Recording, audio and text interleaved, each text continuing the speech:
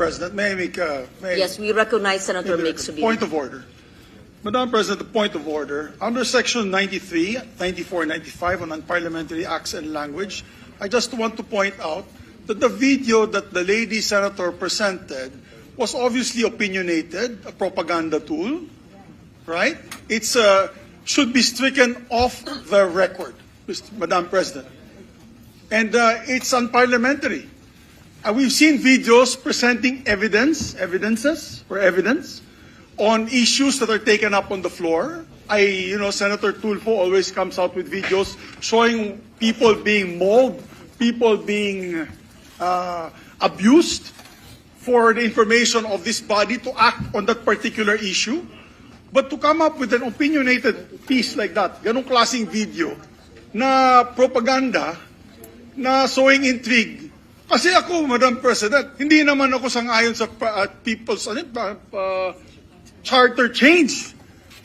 I was the first one in this institution who fought that kind of move with the PI. And all of us together, kaming lahat, for the first time in the history of the Senate, 24 senators tumayo dyan at pinasapo natin yung Contra People's Initiative, na fake People's Initiative, na talagang kinall out natin yung lahat ng grupo ng tumutulak nun, from the Speaker and even Malacanang, kinalaban natin.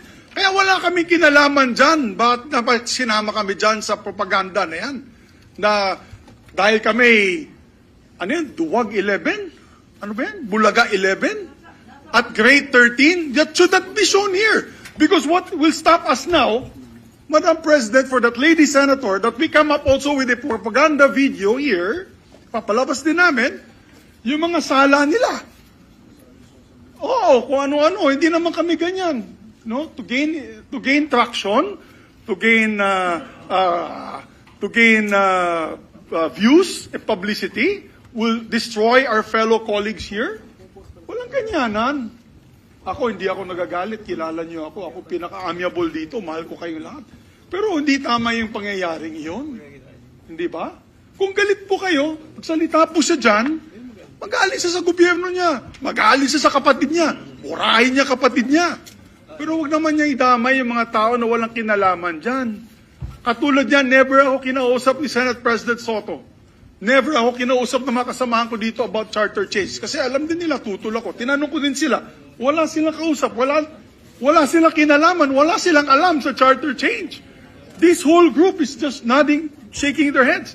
There is no such thing. Inday-badiday na ba tayo dito sa Senado? Kaya